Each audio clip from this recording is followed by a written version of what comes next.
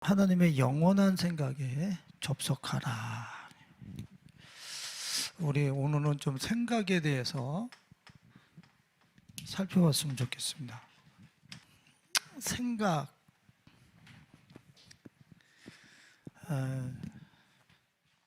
생각은 창조의 영역이다. 우리 생각이 마귀의 놀이터가 돼서는 안 돼요.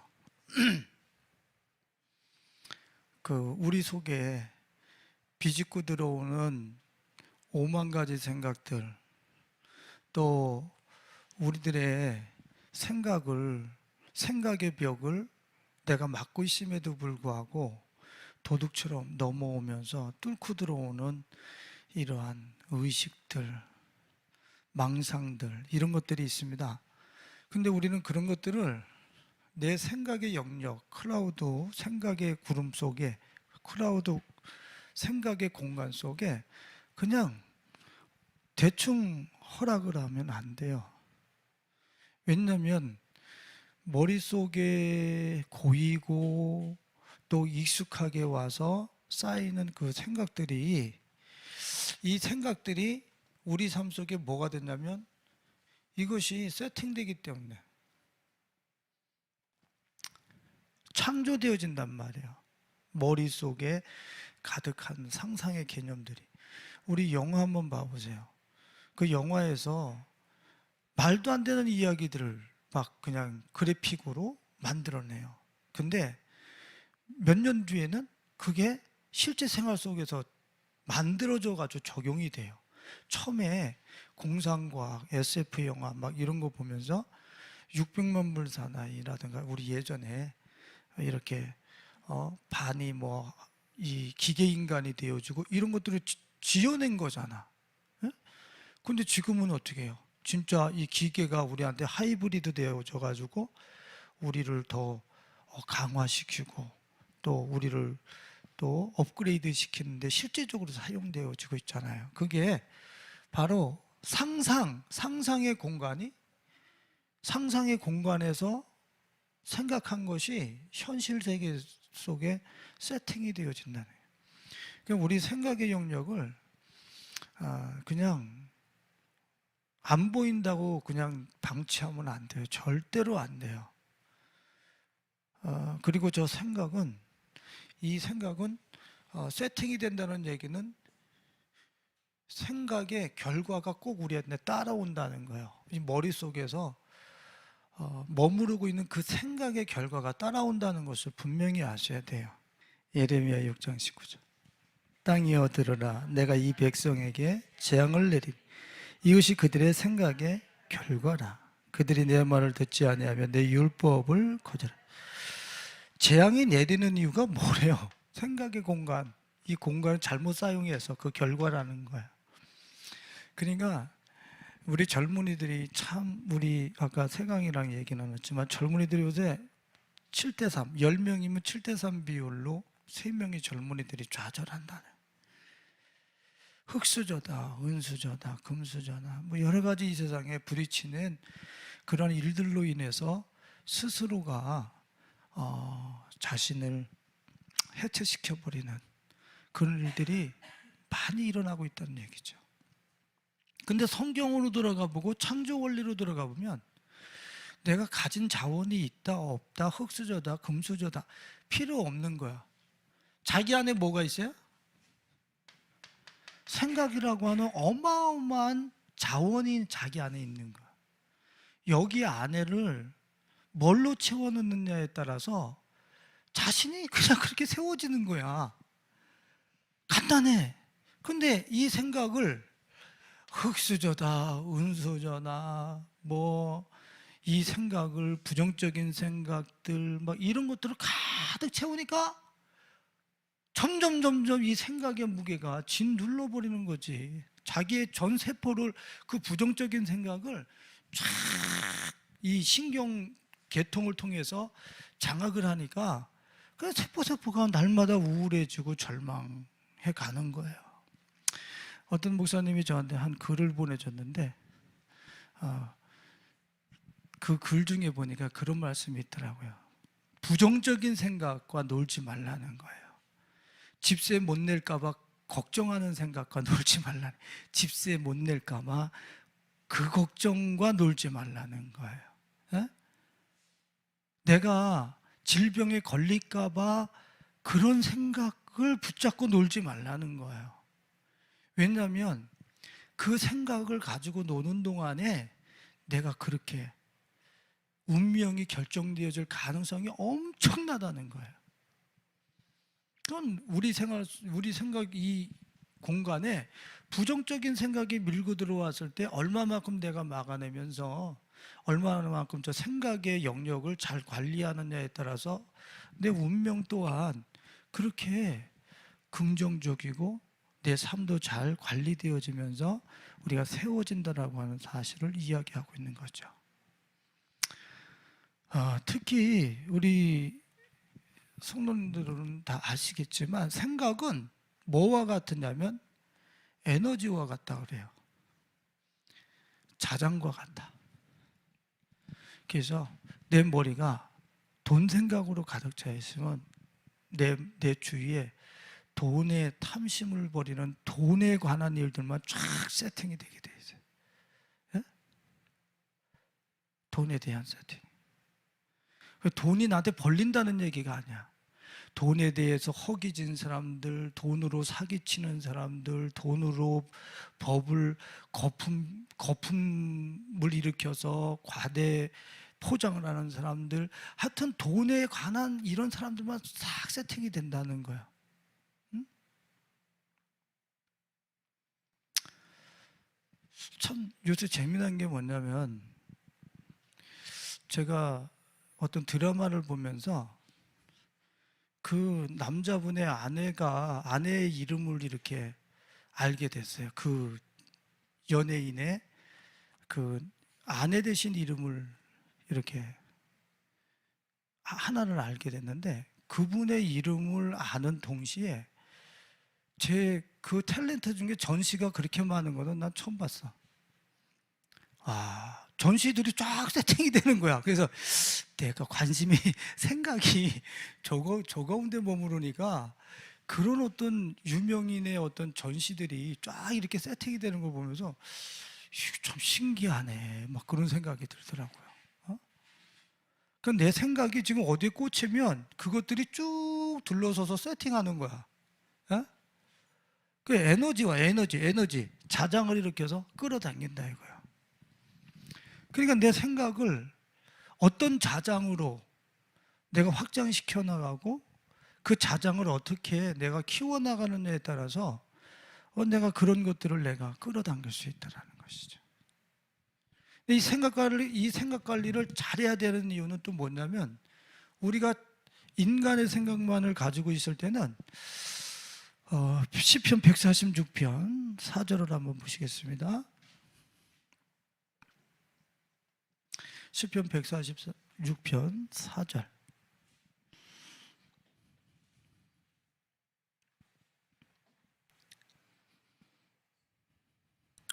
같이 읽어봅니다.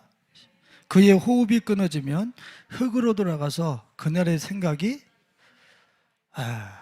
인간의 생각, 우리들이 아무리 잘 짜고 아무리 견고하게 플랜을 이 생각 속에 조직적으로 갖고 있어도 그것은 곧 소멸돼 버린다는 거예요. 아무것도 아니라. 그리고 여러분들 우리가 생각 속에 자기를 위해서 경영하는 계획을 짜면 여러분들 그 경영과 계획대로 삶이 움직여집니까? 저는 1월 1일 날 전에 어릴 때는 1월 1일 날 이때 계획표를 짰어요. 근데 이제는 안 짜요. 왜 안 짜겠어요? 일주일도 못 간다는 걸 알아가지고 짜봐야 이게 일주일도 못 넘기는 거구나. 이게 내 맘대로 되는 게 아니구나. 이게 내 의지력이 없어서가 아니라 뭔 계획을 짜고 어떤 플랜을 내가 스스로가 가진다 하더라도 그 발걸음을 인도하시는 분은 하나님이에요. 응? 그러니까 내 생각으로 뭔가를 열심히 뭐 조직적으로 내가 그렇게 아주 그 부도나지 않을 정도로 계산을 해가지고 딱 맞췄다 할지라도 그것대로 성취되지 않는단 말이에요. 우리 성도님들은 어렸을 때 우리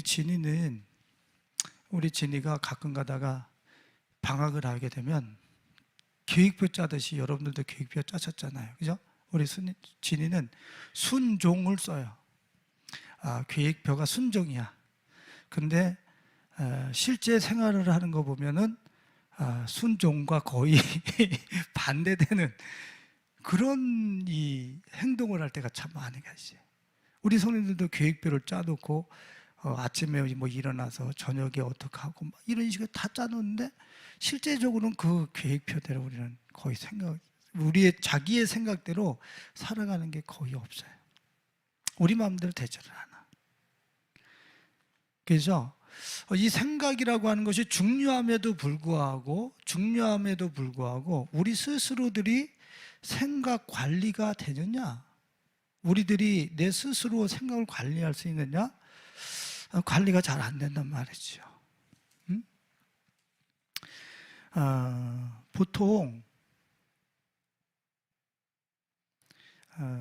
우리 머릿속에 들이닥치는 생각이 5만 가지 생각, 불교에서 5만 가지 생각이라 하고 과학적으로 한 6만 가지 생각이 우리 생각을 넘나든다고 그래요. 근데 그 5, 6만 가지 생각을 우리가 잘 관리할 수 있는가? 에? 그 하나하나를 이 필터링하면서 이 생각의 놀이터, 이 창조의 영역을 내가 잘 관리할 수 있을까? 거의 불가능한 거죠. 5, 6만 가지 생각을 어떻게 내가 필터링하면서 스스로가 생각을 관리할 수 있겠습니까? 근데 내가 주중에 조금 아까 말씀드린 것처럼 전시에 속한 그 이름을 치다가 빛과 소금에서 그분의 이름을 가진 동명이인의 크리스찬, 그분도 탤런트더라고요. 근데 그분이 인터뷰하는 내용이 동영상에서 제일 먼저 떠버린 거예요. 그래서 내가 너무 깜짝 놀라가지고 야, 이분이 또 크리스찬인가 보다 해가지고 내가 또 눌러봤지. 그랬더니 동명이인인 거예요. 근데 그분은 미스 코리아 출신이더라고. 근데 이분이 그러는 거예요. 빛과 소금의 독자들에게 한 말씀 하실 것도 있으면은 좀 전해 주십시오 그랬더니 제가 마지막으로 드리고 싶은 생각은 우리 생각에 나의 삶에 우울, 불안, 염려, 두려움 이런 것들이 찾아왔을 때 그 생각의 뿌리를 들어가 봐서 그게 성령이 주신 생각인지 마귀가 준 생각인지 우리의 생각에 그 뿌리는 두 가지밖에 없다라고 그분이 아주 단적으로 얘기를 해버리더라고. 회색지대는 없다라는 거야. 그러니까 지금의 내 생각이 들고 있는 그 생각, 지금 머리에서 지금 나를 동작시키려고 하는 그 생각의 뿌리를 들어가 보면 그게 사단이 넣어주는 생각인지 예수가 넣어주는 생각인지 성령이 넣어주는 생각인지 딱 두 가지로만 그게 우리가 진단될 수 있다는 거예요. 거기서 생각 관리가 단순해져, 심플해지는 거죠. 딱 두 개로 축약이 되는 거지. 수많은 생각들 중에 이게 성령의 생각인지 사단이 넣어주는 생각인지 그러면서 그 생각의 뿌리를 잘 관리를 하실 때 가장 건강한 신앙생활을 할 것이라고 하는 그런 조언을 하는 것을 내가 듣게 됐어요. 참 너무 감사하더라고요. 여러분들은 어떻습니까? 여러분들 생각에 수많은 생각들이 내 생각과 마음을 좌지우지하면서 뚫고 들어오고 스며들어오고 또 점령해 들어올 때 여러분들은 이 생각이 지금 내가 선이라고 생각하는 그 생각일 망정, 혹시 그게 악이 아니라 선이라고 할지라도 그 생각의 뿌리를 갖고 내려가서 과연 이 뿌리가 성령으로부터 온 선인지, 아니면 내 이기적인 내가 좋아함으로 인한 선이라고 규정한 그런 생각인지, 우리는 아주 심플하게 자기의 그 생각의 근원지, 뿌리를 들어가서 여러분들은 그렇게 지금 나를 작동시키려고 하는 그 생각의 근원지는 여러분들이 그렇게 한 번씩 진단해 보시면서 여러분들을 작동시켜 나가고 계십니까? 이게 너무 중요한 거예요. 이게 훈련이. 그냥 생각이 머릿속에서 들어왔다 해서 그 생각이 진리있냐, 그것이 선이냐, 그것에게 충동이 돼서 살아가는 것이 아니라 정말 생각의 뿌리까지 내려가서 그 근원지가 어디인지를 진단해 보면서 나를 작동시키는 스위치를 누를 수 있는 사람. 에? 그냥 생각에 탁 들어와서 스위치가 툭 눌러져서 팍 발진되는 게 아니라, 뭐 누가 나보고 자꾸 왜 급발진하냐고 그래. 아무 생각 없이 툭 나가버린다고 급발진한다고 그러는데, 급발진하지 말고 한 번씩 자기 생각의 뿌리에 내려가서 진단한 다음에 스위치를 넣을 수 있고 키를 넣어서 작동시킬 수 있는 이런 관리 능력이 우리들에게 훈련을 통해서 또 그런 연습을 통해서 함양되어져 나갈 수 있기를 예수님의 이름으로 축원을 드립니다. 특히 그런 어떤 생각의 뿌리를 우리가 진단하면서 내 삶을 작동시키는 이 연습, 훈련, 이런 것들이 중요하지만 이사야서가 아니라 빌립보서 4장 6절로 7절을 한번 보시겠습니다. 빌립보서 4장 6절로 7절 말씀.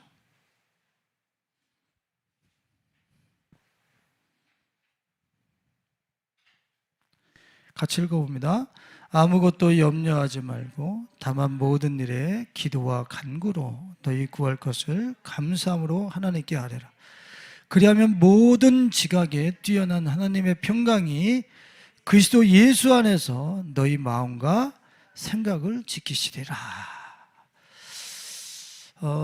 참 이것이 우리의 생각 안에 차 있어야 되겠다. 모든 지각에 뛰어난 하나님의 평강, 하나님의 생각이 우리의 생각의 공간 안에 가득 차 있게 하는 것이 중요하다. 모든 지각에 뛰어난 하나님의 평강, 모든 지각에 뛰어나다는 얘기는 이 모든 지각은 만물이 우리에게 줄 수 있는, 그 만물이 줄 수 있는 의식 위에 있는 평강이라는 거예요. 예? 자, 만물 중에 뭐가 있습니까? 사람이 내게 줄 수 있는 평안이 있죠. 근데 사람이 나한테 계속 평안만 줍니까? 예? 좀 이렇게 좋고 오는 것도 좀 이렇게 한번 해보세요. 사람이 나한테 평안도 주지만 가까이 있는 사람이 나한테 제일 아픔을 줄 때도 있죠. 그러니까 만물 위에 있는 모든 지각에 만물이 줄 수 있는 생각보다 뛰어난 평강의 생각이 있다라는 거예요. 이게 하나님이 주신 평강이에요. 자, 돈이 나한테 평강을 줍니까? 돈이 평강을 주는 만큼 불안도 똑같은 크기라고 하는 사실. 아니, 불안만 더 큰 게 아니, 불안만 똑같지 않아. 분명히 불안이 더 크게 돼 있어요. 돈이 주는 평안보다 돈을 빼앗길까 봐 하는, 잃을까 봐 하는 공포와 두려움이 더 커. 그러니까 만물이 줄 수 있는 지각, 생각, 평강에 뛰어난 평강, 이것이 하나님이 주시는 생각이라는 거예요. 하나님이 주시는 생각. 이 생각을, 우리의 생각을 관리하기 위해서 우리의 생각의 놀이터, 창조의 세계, 우리의 생각의 공간에 만물이 줄 수 없는, 만물보다 뛰어난 하나님의 평강의 생각을 우리의 생각과 마음속에 채워 넣으라고 이야기를 하고 있는 거예요. 이사야서 14장 24절로 26절을 한번 보시겠습니다. 이사야서 14장 24절로 26절.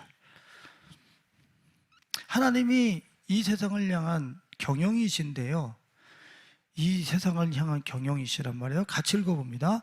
만군의 여호와께서 맹세하여 이르시되 내가 생각한 것이 반드시 되며 내가 경영한 것을 반드시 이루리라. 내가 아수르를 나의 땅에서 파하며 나의 산에서 그것을 짓밟으리니 그때 그 멍에가 이스라엘에서 떠나고 그의 짐이 그들의 어깨에서 벗어질 것이라. 이것이 온 세계를 향하여 정한 경영이며 이것이 열방을 향하여 편손이라 하셨나니 그랬어요. 이스라엘 어깨에 메어져 있는 무거운 짐들, 이걸 다시 이야기하면 아수르가 어떤 세력입니까? 아수르와 바벨론은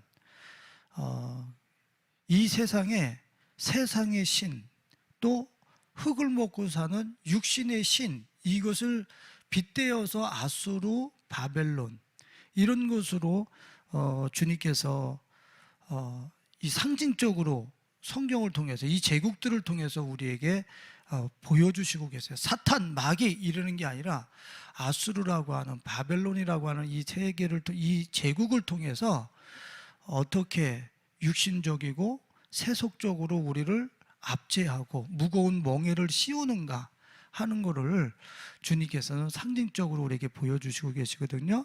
그런데 주님은 지금 바로 그 아수르의 경영, 바벨론의 경영을 폐하시는 분이 누구라는 거예요?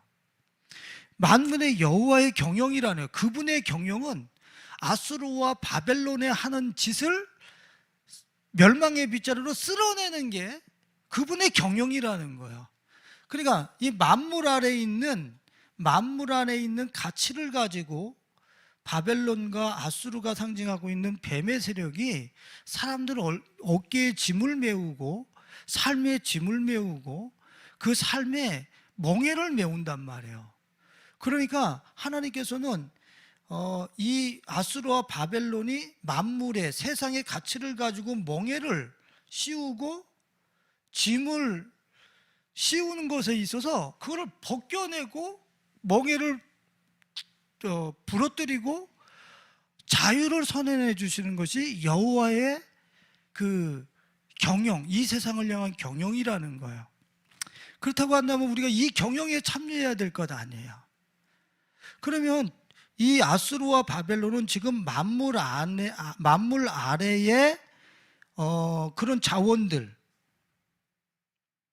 그리고 사람들이 부여한 그 허접한 가치들을 고급스럽게, 환상스럽게 보게 해서 그런 것들을 추종하게 만들고 그런 것들을 추구하면서 목마르게 만들고, 그러다가 결국에는 그것에 짓눌려 죽고, 이렇게 하는 것이 아수르와 바벨론의 그 전략이잖아요. 여러분들, 금이라고 하는 것이, 저 이 십자가 이게 금이에요. 선물 받은 건데, 금이라고 하는 것이 여러분들한테 얼마나 가치로 먹여져 있어요, 진짜로. 금 그러면 아직까지 살이 막 떨리면서 이것이 내 인생의 어떤 가치고, 내 삶의 안전지대고, 나의 어떤 삶의 보장이고, 막 이렇게 여러분들 혹시 금이 그런 식으로 아직까지도 나한테 막 그렇게 직접적으로 다가오십니까? 지금 그것도 만물 아래 금이라고 하는 곳에 사람들이 불변하는 이 금속에다 가치를 부여하고 그것이 맞냐 정냐에 따라서 스스로들이 힘겨워하도록 아수르와 바벨론이 그렇게 이 세상을 경영하는 거예요. 그럼 하나님께서는 그 문에 그 허접스러운 가치체계, 그런 경영체계를 쓸어내는 게 누구의 경영이라고? 하나님의 경영이라고요. 그럼 우리는 만물이 하나님의 평강의 이 생각을 갖기 위해서는 이 아수르와 바벨론이 우리한테 가치를 부여해서 짐스럽게 만들고 멍에를 짊어지게 하고 곧 내 손에서 빠져나갈 것을 위해서 내 생명을 쏟아붓게 하는 이 허접한 전략을 우리가 알고 어떻게 해야 되는 거예요? 이런 가치에 달라붙어 있었던 내 생각을 떼어서 하나님의 생각으로 자꾸 갖다가 내 생각을 새롭게 접속하고 그 하나님의 생각과 내가 연결되어지려고 하는 의식적인 생각을 떼어서 의식적으로 하나님의 생각과 접붙임하려고 하는 이런 진지한 이런 내 생각의 관리, 이것이 우리들에게 실제화 되실 수 있기를 예수님의 이름으로 축원을 드립니다. 예? 여러분들, 내가 만물 아래의 그 자원들과 그 가치들에 내 생각이 붙어서 이 쥐각 위에 모든 만물 위에 뛰어난 하나님의 평강의 이 마음이 내 생각과 마음에 자리 잡을 수 있겠습니까? 우리 성도님들이 혹시 읽어보셨는지 모르겠어요. 십자가의 성 요한이라고 하나님과의 그 연합을 위해서 자신의 전부를 내어놓았던 한 수도자가 있어요. 그분이 가르멜의 산길이라고 하는 책을 쓰셨는데 그분이 뭐라고 썼는지 제가 읽어드릴게요. 잠깐 들어봐요. 이 세상의 모든 모든 재미를 마음에 느낀 대로 하나님이신 그 낙에 비하면, 자, 이 세상의 모든 모든 재미, 모든 느낌은 하나님이신 그 낙, 하나님이 주시는 하나님 그 자체의 낙에 비하면 그것은 지극히 고통이요, 흑형이요, 독초를 먹은 것 같다 그랬어요. 하나님이 자체가 주시는 그 낙에 비하면 이 세상에서 낙이라고 느끼고 부여잡고 있는 것들은 그것은 천연과도 같다라는 거예요. 그것은 고통이요, 혹형이요, 혹독한 형벌이요, 그것은 독초를 먹은 쓴 인생과 같다라는 거예요. 뭐가요? 고생이 아니라 이 세상에서 누리는 낙이 하나님이 주시는 낙에 비해서는 비교를 했을 때 그것은 도리어 그만큼 고통이라는 거예요. 고통. 이해가 되실 수 있기를 예수님의 이름으로 축원을 드립니다. 이거는 이 만물 위에, 이 만물 아래에 이 세상이 주는 낙, 이 세상이 주는 어떤 기쁨, 이런 것을 초월해서 하나님의 평강을 소유해 본 사람은 이게 뭔 얘기인지를 아는 거야. 그래서 지각 위에 뛰어난 하나님의 평강이 너희 생각과 마음을 지키게 하라. 이거는 그래서 우리가 이사야서 35장에서 오늘 말씀 나눈 것처럼 충만한 그 기쁨과 만족이 우리 마음속에서 강같이 하수같이 흐르는 거예요. 예?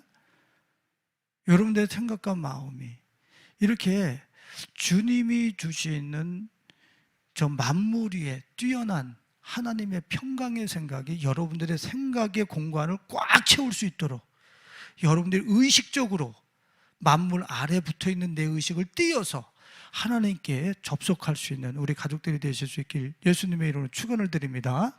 그러면서 뭐라고 그랬어요? 146편 4절에 곧 소멸되어지는데 오늘 본문 말씀에 보면 뭐라고 이야기를 하고 있습니까? 11절에 뭐라고 이야기하고 있어요?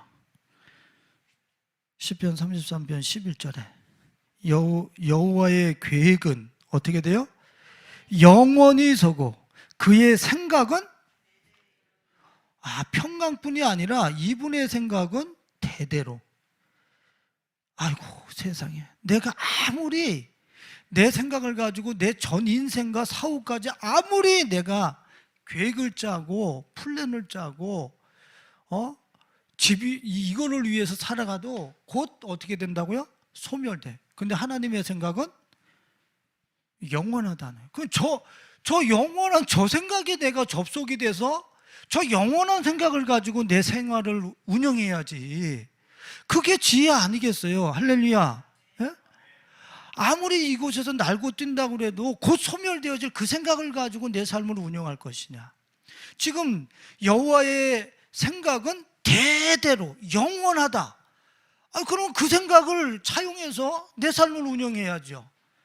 100%인 거지. 아주 간단한 거예요. 응?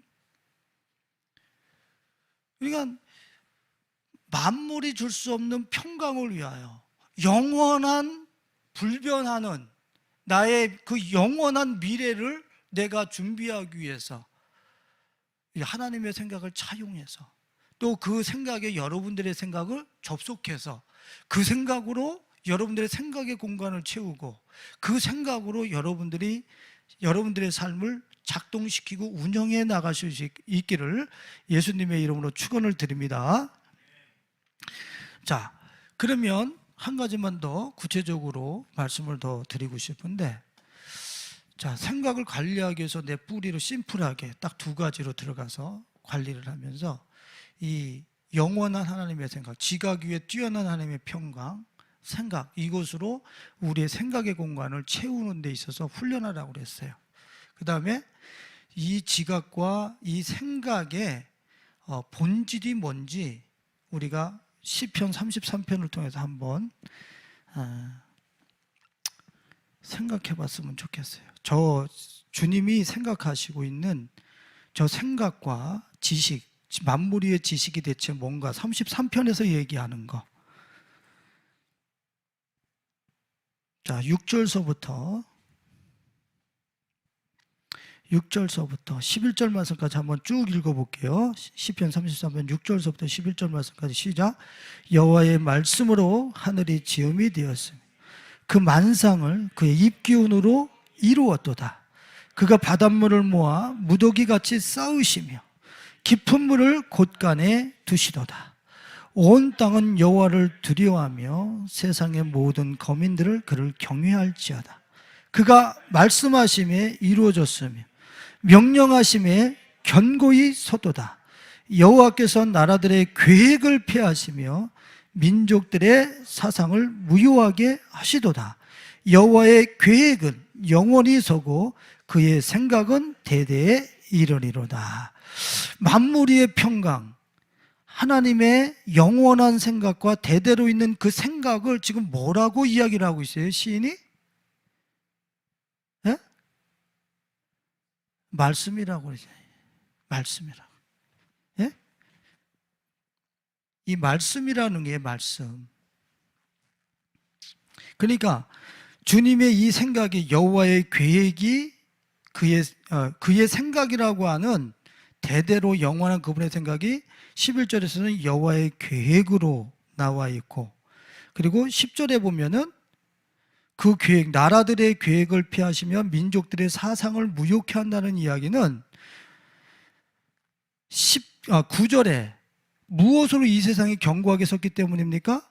말씀으로 견고하게 섰기 때문에 이 세상의 다른 계획, 다른 플랜, 그들의 사상, 이런 것들이 그 법을 전복시키면서 설 수 없다라는 거예요.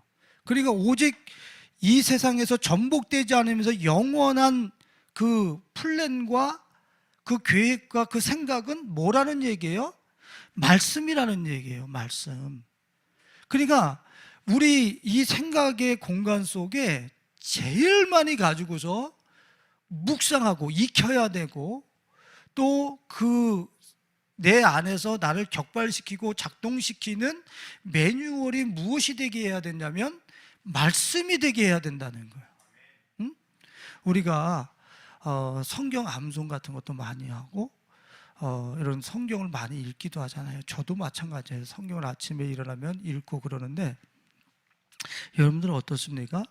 그 말씀을 읽은 것이 오늘 나를 운영하는 매뉴얼입니까? 아니면 암송 자체로, 내지는 그 말씀을 읽은 그 자체로 덮어버리고 삶에서는 세상이 더 옳다라고 하는, 세상이 그게 지혜롭다라고 하는, 세상이 만들어 놓은 매뉴얼을 따라서 내 몸이 작동되어진다고 그런다면 내 생각의 공간은 지금 말씀으로 채워져 있는 게 아니죠. 생각이 지금 나를 격발시키고 나를 작동시키게 돼 있거든요. 근데 말씀이 나를 작동시키는 게 아니라 세상이 만들어 놓은 시스템과 세상이 우리들에게 형성시켜 놓은 그런 프로그램들, 그런 매뉴얼들, 이런 것들이 내 머릿속에 있어서 그게 나를 작동한다고 그런다면 지금 나의 생각은 하나님의 생각, 말씀이 아니라 지금 세상이 규정해 놓은 매뉴얼이 내 생각 속에 가득 차 있는 사람인 거예요. 그거는. 예?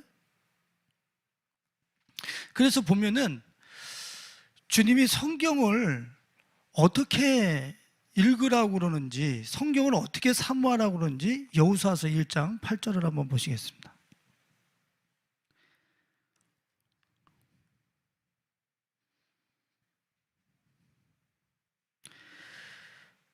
여호수아서 1장 8절.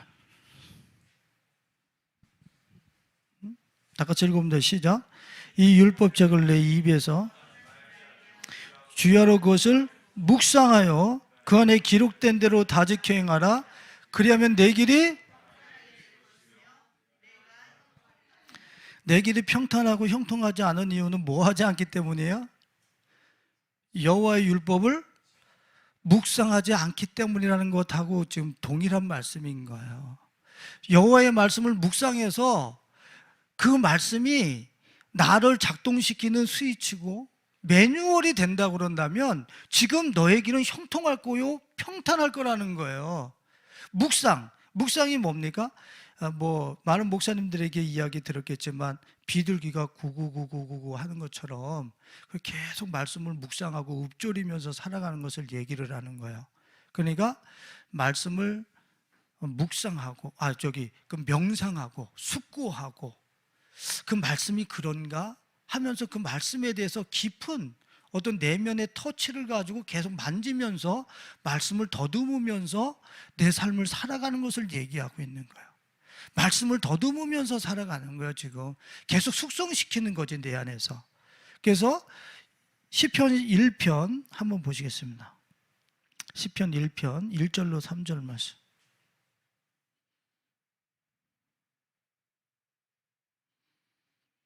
시편 1편 1절로 3절 말씀 같이 읽어봅니다. 복 있는 사람은 악인들의 꾀를 따르지 아니하며 죄인들의 길에 서지 아니하며 오만한 자들의 자리에 앉지 아니하고 오직 여호와의 율법을 즐거워하여 그 율법을 주야로 묵상하는 자로다. 그는 시냇가에 심은 나무가 철을 따라 열매를 맺으며 그 잎사귀가 마르지 아니한 것 같으니 그가 하는 모든 일이 형통한데, 또 형통한데, 뭐 하는 사람? 묵상하는 사람. 말씀을 묵상하는 사람이라고 그랬단 말이에요. 말씀을 더듬으면서 내 안에서 숙성시키는 사람이에요.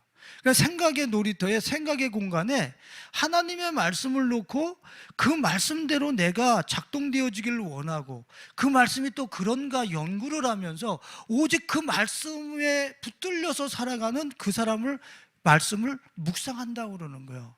말씀을 암기해서 말씀을 읽어서 따로 떼어들어 놓고 내가 지금 행동할 때는 그냥 내 성품대로 내가 익숙한 대로 탁탁탁탁 나를 격발시키는 것을 여호와의 말씀을 묵상했다고 그러는 게 아니에요.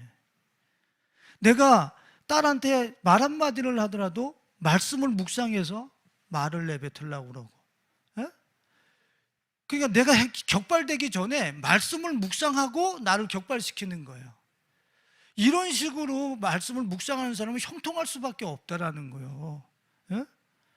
오늘 여호와의 말씀의 묵상이 여러분들의 의식 속에 가득 차 있을 수 있길 예수님으로 축원을 드립니다.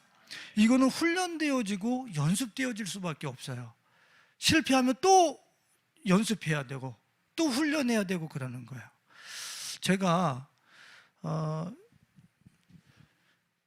우리 성도님들이 좀 우리 목사님 바뀌셨나 그러실 수도 있겠어요. 근데 제가 요새 그 유튜브 상에 이 예전에 쓸데없다라고 생각했던 것들 툭툭 내가 이렇게 클릭을 해봐요. 절대 안 보던 것들도 이렇게 본단 말이죠. 근데 보화가 켜지는 거예요. 물론 뭐 소양이라고 하는 가수는 이 CCM 계열의 가수였었기 때문에 뭐 다른 뭐 불순한 의도가 없지만, 그 소양 가수가 나와서 어디에서 뭐 이렇게 잠깐 5분 동안 무슨 뭐 5분인지 10분 동안 강연하는 데 나와서 강연하는 걸 내가 이 주중에 이렇게 툭 클릭을 해서 본 거예요. 야, 근데 자기가 노래 한 번 하러 나오는 데 있어서 그 노래를 수백 번 한대. 거기 나와서 노래 한 번 하는데 그 노래를 수백 번 하는데 뭐라고 그러냐면, 야, 내 그 표현이 갑자기 감동이 되는 거야. 수백 번 그 노래를 하는데 내 몸이 그 노래를 할 때까지 한다는 거야. 내 몸이 그 노래에 익숙해지고 그 노래를 알 때까지 수백 번 불러야 된다는 거예요.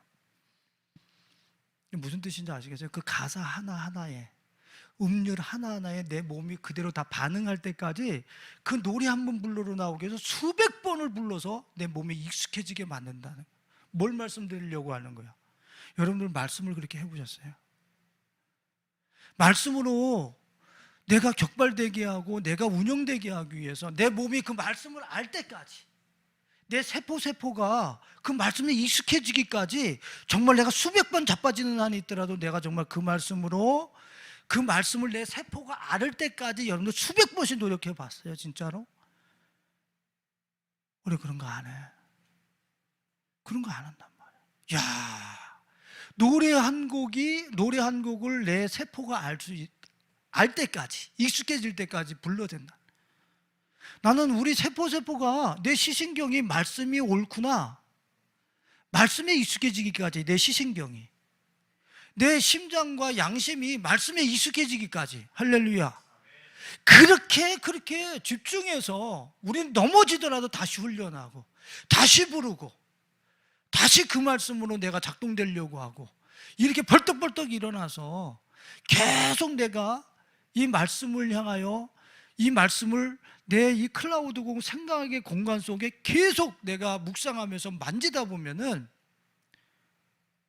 저 영원한 하나님의 생각, 그 말씀, 폐해지지 않는 그 말씀의 세계 속에서 우리의 삶이 살아가지고 운영되어지는 것을 곧 보게 될 줄로 믿습니다. 우리는 정말로 그렇게 생각이 바뀌어야 된다니까. 삶을 바꾸려면 생각을 바꿔야 된다라고 얘기하잖아요.